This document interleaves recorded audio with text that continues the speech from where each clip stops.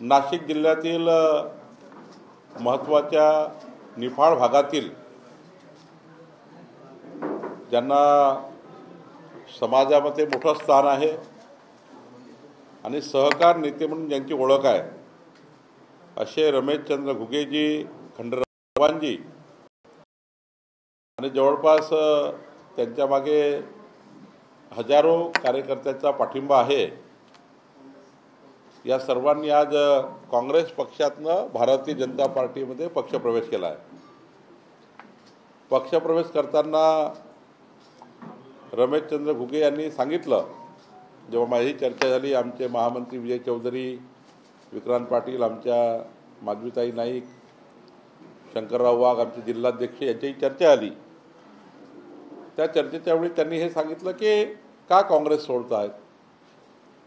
त्यांनी सांगितलं की काँग्रेस ही आता दिशाहीन आहे। काँग्रेसचे देशाचे नेते राहुल गांधी यांच्याकडे विकासाचा, देशाला पुढे नेण्याचा काही अजेंडा नाही। भारतीय सैन्याने जो पराक्रम केला, पाकिस्तानच्या घरात घुसून दहशतवादाचा खात्मा केला, तरी राहुल गांधी आपल्या सैनिकावर शंका उत्पन्न करतात। देशाला पुढे नेण्याची कुठलीही भूमिका राहुल गांधीकडे, काँग्रेसकडे नाही। एक समर्थ विरोधी पक्ष म्हणून सुद्धा काँग्रेस पार्टी काम करायला तयार नाही आणि राज्याचं नेतृत्व सुद्धा कार्यकर्त्याकडे लक्ष द्यायला तयार नाही। राज्याचं काँग्रेसचे जे नेते आहेत, सत्ते गेल्यापासनं काँग्रेसचे नेते सत्ता गेल्यापासनं हतबल झालेले आहेत। काँग्रेस पक्षाच्या स्थानिक कार्यकर्ते, स्थानिक नेत्यांना जो काही परफॉर्मन्स महाराष्ट्राच्या काँग्रेस पार्टीचा आहे किंवा नेत्यांचा आहे, त्यावर शंका उत्पन्न झाली आहे की पुढचे 20-25 वर्ष काँग्रेस पार्टी आता या राज्यामध्ये पुढे जाऊ शकत नाही, कारण दिशाहीन नेतृत्व आहे। आणि आपल्याला माहिती आहे, जेव्हा दिशा नसतं तेव्हा तो पक्ष पुढे जाऊ शकत नाही। आणि मला रमेशचंद्र घुगे आणि खंडराव चव्हाण हेही सांगितलं, पक्षप्रवेश का करताय भाजपमध्ये। तर त्यांनी मला हे सांगितलं की मोदीजींनी विकसित भारताचा संकल्प केला, 2047 पर्यंत भारत देश विकसित व्हावा, याकरता मोदीजींनी या देशाला योजना दिली आणि योजनाबद्ध पद्धतीने मोदीजी संपूर्ण जगामध्ये भारत मांडतायत। आपल्या देशाची कोणी बेईमानी केली, बदमाशी केली तर त्यांच्या घरात घुसून मारू, ही ताकद माननीय प्रधानमंत्री मोदीजींनी तयार केली। आणि दहशतवादाविरुद्धची लढाई जगभरामध्ये मोदीजींनी सुरुवात केली आणि संपूर्ण जगाला आता मोदीजींनी आवाहन केलं, जगातला दहशतवाद संपवण्याची भारताने जी लढाई सुरू केली आहे, पाकिस्तानच्या घरात घुसून ज्या पद्धतीने दहशतवादाला मारलं, तुम्ही सुद्धा या लढाईमध्ये या। म्हणून रमेशचंद्र घुगे सारखे लोक, हे जे टीम आहे इतकी बसलेली, आणि यांनी हेही सांगितलं, प्रवेश करताना चर्चा केली की देवेंद्र फडणवीसजी यांनी विकसित महाराष्ट्राचा संकल्प केला आहे आणि विकसित महाराष्ट्राला कोण साथ देऊ शकतं, विकसित महाराष्ट्र पुढं कोण नेऊ शकतं, विकसित महाराष्ट्रातल्या शेतकऱ्याला पुढं कोण नेऊ शकतं, कांद्यासारख्या निफाडच्या पिकाला कोण न्याय देऊ शकतं, तर माननीय देवेंद्र फडणवीस सरकार देऊ शकतं, माननीय मोदीचं सरकार देऊ शकतं, डबल इंजिन सरकार देऊ शकतं। कांद्याचा प्रश्न जेव्हा उत्पन्न झाला, माझा दावा नाही की तो पूर्ण मिटला, पण हा दावा पक्का आहे, मोदीजीचं सरकार आणि देवेंद्रजीचं सरकार जेव्हा जेव्हा कांदा अडचणीत आला तेव्हा तेव्हा आमच्या सरकारने कांदा उत्पादक शेतकऱ्यांना मदत केली। आणि त्यामुळं या ठिकाणी पुन्हाही पुढच्या काळामध्ये या सर्वांचा विश्वास भाजपावर आहे की आमच्या शेतकरी, कांदा उत्पादक शेतकरी किंवा उत्तर महाराष्ट्रातला शेतकरी जेव्हा जेव्हा अडचणीत आला, अडचणीत येऊच नाही, पण आला तर भाजपच त्या ठिकाणी आम्हाला न्याय देऊ शकते, या विश्वासाने रमेशचंद्र घुगे आणि खंडराव चव्हाण आणि संपूर्ण टीम, त्यांनी मला सांगितलं आहे की आज तर आम्ही 100-200 लोक या ठिकाणी आलो आहे, पण 4-5 हजार कार्यकर्त्याचा मोठा कार्यक्रम रमेशचंद्र घुगे तिथे घेणार आहेत निफाडमध्ये। मी स्वतः या ठिकाणी जाणार आहे। आणि त्यामुळं असे कार्यकर्ते आज भारतीय जनता पार्टीत आले आहे. मी रमेशचंद्र घुगे, खंडराव चव्हाण आणि पूर्ण या ठिकाणी बसलेल्या टीमचं, अनेक सरपंच आहेत, जिल्हा परिषद मेंबर आहेत, सभापती आहेत, ग्रामपंचायतचे सरपंच आहेत, सर्व टीमला आश्वस्त करतो की आज ज्या विश्वासाने या कार्यालयात, या पवित्र कार्यालयात, ज्या ठिकाणी स्वर्गीय अटल बिहारी वाजपेयीजी या कार्यालयात त्यांचा पदस्पर्श झाला आहे, या अशा अत्यंत महत्त्वाच्या भारतीय जनता पार्टीच्या मुख्यालयात येऊन त्यांनी जो भाजपवर विश्वास टाकला, पक्षावर विश्वास टाकला, पक्ष समाजाच्या शेवटच्या व्यक्तीच्या कल्याणाकरता जे काही प्रश्न रमेशचंद्र घुगे आणतील ते प्रश्न पक्ष सोडवेल, पार्टी सोडवेल, सरकार सोडवेल आणि कोणीही निराश होणार नाही याची काळजी पार्टी घेईल, असं मी त्यांना वचन दिलं आहे. मी सर्वांचे या ठिकाणी आलेल्या सर्व कार्यकर्त्यांचे मनापासून अभिनंदन करतो.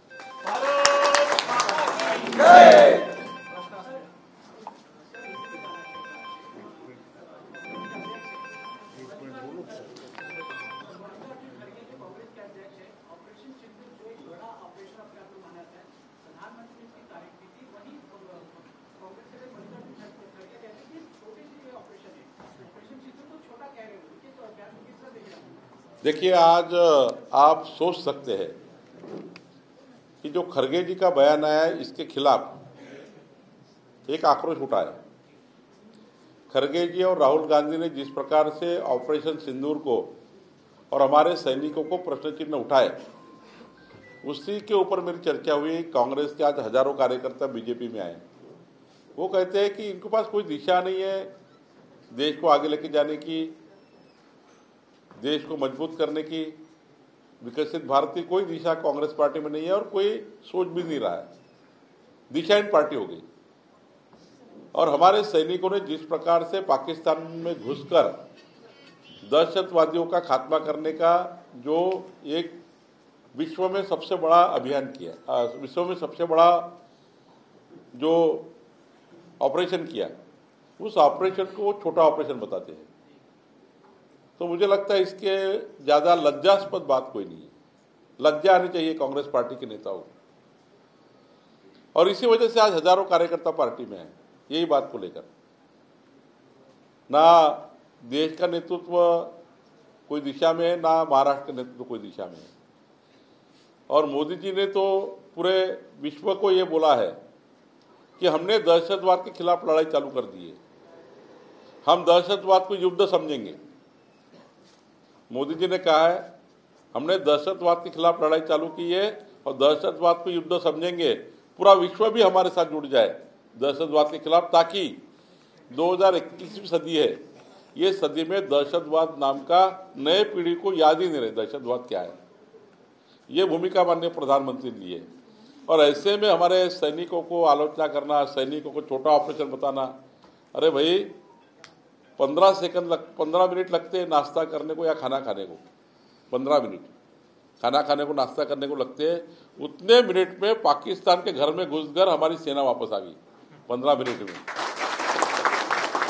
तो ये क्या ऑपरेशन सिंदूर छोटा ऑपरेशन है? ये कांग्रेस पार्टी के नेता सटिया गए, इसलिए तो कांग्रेस छोड़ दी रमेशचंद्र घुगे और टीम ने.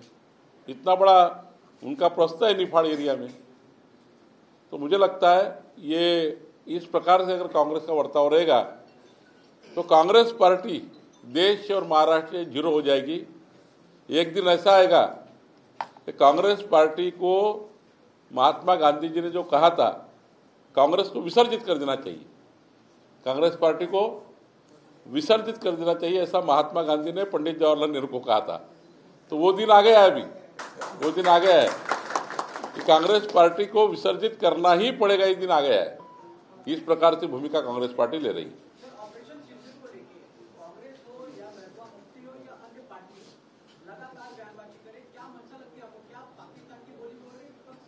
देखिए, मैं पहले भी कह चुका हूँ, ये पार्टियां खुद का अस्तित्व खोते जा रही है.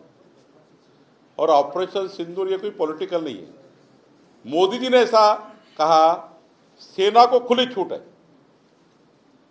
हमारे तीनों सेनाओं को जिस प्रकार से खुली छूट मोदी जी ने दे दी है और जिस प्रकार से छूट दी है, कोई प्रधानमंत्री इसके पहले भी ऐसी ऑपरेशन को खुली छूट नहीं देते थे. हमारे प्रधानमंत्री ने कहा कि जो करना है कर लो, लेकिन इनको छोड़ो मत। ये भूमिका महत्वपूर्ण है। और ये भूमिका जब ली गई तो देश की 140 करोड़ जनता मोदी जी के साथ और सेना के साथ चली गई। इस वजह से उनका 2047 तक का भविष्य दिख नहीं रहा है सारे पार्टियों का। इसलिए सारी पार्टी एक आकर अब ये ऑपरेशन को थोड़ा हमारे सैनिकों का मनोबल तोड़ने का प्रयास कर रही है। लेकिन मैं आपको दावे के साथ कहता हूँ, पूरा विश्व खड़ा रहेगा मोदी जी के साथ और दहशतवाद की लड़ाई खत्म हो जाएगी और दहशतवाद पूरा खत्म करने की ताकत माननीय मोदी जी में है। प्रश्न होता, सरकारचा मोठा प्रोजेक्ट आहे वाढवण बंदराचा, मात्र या वाढवण बंदरच्या भोवती एक माहिती घेतली असता जवळपास 10,000 एकर जी जागा आहे ती आता परप्रांतीय आणि विकासकांकडून अडक केली जात असल्याची माहिती समोर येते। तुमच्यापर्यंत काही तक्रारी आल्यात का? माझ्याकडेही वाळवण बंदराच्या बद्दलच्या आजूबाजूच्या जमिनीबद्दल काही तक्रारी आल्या आहेत। वाळवण जो आता या ठिकाणी पोर्ट येत आहे, वाळवण पोर्ट जो ऐतिहासिक पोर्ट या ठिकाणी वाळवण पोर्ट जो आहे तो जगातल्या जे अत्यंत महत्त्वाचे पोर्ट आहे जगातले त्यामधला एक महत्त्वाचा पोर्ट होणार आहे। संपूर्ण देशाला माहिती आहे की वाळवण पोर्ट म्हणजे संपूर्ण देशाला आणि महाराष्ट्राला विकसित करणारा एक मोठा बंदर पोर्ट या ठिकाणी होते आहे। मोठ्या प्रमाणावर भूमाफिया आणि मोठ्या प्रमाणावर शेतकऱ्याची लुबाडणूक करण्याकरता त्या ठिकाणी एक रॅकेट तयार झाला आहे। स्वस्त दरात शेतकऱ्याच्या जमिनी त्या ठिकाणी रजिस्ट्री करणे, नोंदणी करण्याचं काम सुरू झालं आहे। शेतकऱ्यांना अजून माहिती नाही त्यांच्या जमिनीवर काय होणार आहे, कारण इतका मोठा प्रकल्प येत असताना शेतकऱ्याच्या जमिनी 20 पट, 30 पट, 40 पट, 50 पट इतक्या महाग झाल्या आहेत वाळवण बंदराच्या परिसरातल्या। आता काही भूमाफिया, काही लोक त्या भागात जाऊन मोठ्या प्रमाणावर खरेदी विक्री व्यवहार करतात आहे। मला तक्रारी प्राप्त आहेत, पण जर चुकीचे व्यवहार झाले असतील, शेतकऱ्याला फसवलं असेल, शेतकऱ्याला खोटे आश्वासन देऊन त्या ठिकाणी जमिनी बळकावल्या असतील आणि 10-20%, 30%, 40%, 50% रेट झाल्यावरही शेतकऱ्यांना त्या ठिकाणी फसवण्याचं काम कोणी केलं असेल, कोणी चुकीचे ॲग्रीमेंट केले असतील, कोणी काही खरेदी खतं केले असतील चुकीचे, तर त्यावर मी तपासून म्हणजे महसूल खातं पूर्ण तपासणी करेल। या भागात कोणत्याही पद्धतीने शेतकऱ्याची फसवणूक होऊ देणार नाही। या भागातल्या शेतकऱ्यांना कोणत्याही परिस्थितीत आर्थिक लुबाडणूक होणार नाही आणि कोणत्याही शेतकऱ्याच्या जमिनी अव्वाच्या सव्वा त्या ठिकाणी ज्या मोठ्या किमतीच्या आहेत, चांगल्या किमती झाल्या, शेतकऱ्यांना न्याय मिळणार आहे। पुढे शेतकऱ्यांना फार मोठा न्याय मिळत असताना भूमाफिया त्या ठिकाणी जर अशा जमिनी त्या ठिकाणी शेतकऱ्यांना लुबाडून त्या ठिकाणी आपल्या नावाने करण्याचा प्रयत्न करत असतील तर शासन याच्यात लक्ष टाकेल। आणि अशा ठिकाणी शेतकऱ्याला माझी विनंती आहे, वाळवण बंदरामुळं, पोर्टमुळं जे काही एक मोठं त्या ठिकाणी नवीन डेव्हलपमेंट येते आहे, त्या नवीन डेव्हलपमेंटमध्ये आपण सर्वांच्या अत्यंत महत्त्वाचा वाटा असला पाहिजे। स्वतः शेतकऱ्यांनी आपल्या जमिनी डेव्हलप केल्या पाहिजे। स्वतः शेतकरी त्या ठिकाणी जमिनी डेव्हलप करून आपल्या जमिनीचा त्या ठिकाणी म्हणजे वाळवण बंदराचा फायदा शेतकऱ्यांना डायरेक्ट झाला पाहिजे। त्याच शेतकऱ्यांनी आपल्या जमिनी आपल्या मुलाबाळांनी डेव्हलप केल्या पाहिजे। काही त्या ठिकाणी अशा तक्रारी आल्या आहेत, मी निश्चितपणे यामध्ये लक्ष टाकेल आणि जे काही गैरव्यवहार त्या ठिकाणी होत असतील तर त्यामध्ये शासन कारवाई करेल। सीलिंग कायद्याचे सुद्धा उल्लंघन झाल्याचं समोर येत आहे माहिती, काही एसआयटी तुम्ही किंवा काही या संदर्भात चौकशी झाली नाही? आज काही एसआयटीचा मुद्दा नाही आहे। सध्या तक्रारी एवढ्या आहेत की सीलिंग ॲक्टचं उल्लंघन करून म्हणजे एखाद्या शेतकऱ्यांच्या जमिनी घेताना काही कंपन्या, काही भूमाफिया हे जी सिलिंगची लिमिट आहे ती शासकीय सिलिंगची लिमिट तोडून त्यापेक्षा जास्त खरेदी खतं करतायत, सिलिंग कायद्याचं उल्लंघन करतायत, अशाही तक्रारी आहे। काही ठिकाणी गायरान जमिनीसुद्धा ताब्यात घेण्याचा प्रयत्न करतात आहे। काही आदिवासी जे बांधव आहेत त्या भागातले त्यांच्या जमिनीसुद्धा लुबाडण्याचा प्रयत्न काही लोक करतात, अशा तक्रारी आहेत। या तक्रारी आहेत, यावर चौकशी झाली नाही आहे। चौकशी अंती ठरवता येईल की हे प्रकरण SITचं आहे की स्वतः महसूल खात्याने तपासाचं आहे. पण एक गोष्ट मात्र खरी आहे की जेव्हापासनं वाळवंट पोर्ट आला आहे, बंदर आला आहे, तेव्हापासनं मात्र तिथे मोठ्या प्रमाणावर भूमाफिया आणि त्या ठिकाणी मोठ्या प्रमाणावर ज्यांच्याकडे शेतकऱ्यांना लुबाडणूक करण्याची काही घटना घडत आहेत. निश्चित सरकार लक्ष टाकेल. बांग्लादेशी घुसपैठियों के खिलाफ लगातार कार्रवाई की जा रही है. ऐसे में ये भी देखा जा रहा है कि जो पश्चिम बंगाल से मुस्लिम आके यहाँ पर काम कर रहे हैं, जिनके पास वैध डॉक्यूमेंट है, उनको भी परेशान किया जा रहा है. देखिए, हमारी सरकार, देवेंद्र फडणवीस सरकार, हमारी सरकार ऐसा कोई भी किसी भी परिवार पे अन्याय नहीं करेगी. जो परिवार महाराष्ट्र का हमारा रहिवासी परिवार है, चाहे कोई भी धर्म का हो या कोई भी व्यक्ति हो. देवेंद्र फडणवीस जी की सरकार इसलिए नहीं बनी है कि किसी पे अन्याय करने के लिए. हमारी सरकार अगर कोई हमारे महाराष्ट्र में घुसखोरी करता है, हमारे महाराष्ट्र को कल जाके कोई घटना का शिकार बनाता है, या के गरीबों का कुछ हमारी योजना को छीनता है, बोगस जो उन्होंने प्रमाण पत्र या बनाकर सर्टिफिकेट बनाकर बोगस सर्टिफिकेट बनाकर जिस प्रकार से यहाँ पर रेशन ले रहे, बहुत कुछ कर रहे हैं और यहाँ पे कुछ योजना भी बना रहे. तो सरकार के ख्याल में आया है, माननीय देवेंद्र जी खुद मुख्यमंत्री गृह मंत्री है, किसी को भी बांग्लादेशी घुसखोर छोड़कर किसी को भी हमारी सरकार कभी भी अन्याय नहीं करेगी. और घुसखोरी करने के लिए कोई महाराष्ट्र कोई दान दिया नहीं है, या हमारे 14 करोड़ जनता जो हमारी सुखी संपन्न है, इसके लिए हमारी सरकार है. तो मुझे लगता है ऐसा कोई भी हमारी सरकार नहीं करेगी. जो सर्वसाधारण जनता पे अन्याय होगा, हमारी सरकार उसी पे कार्रवाई करेंगी जो कार्रवाई के लिए योग्य है.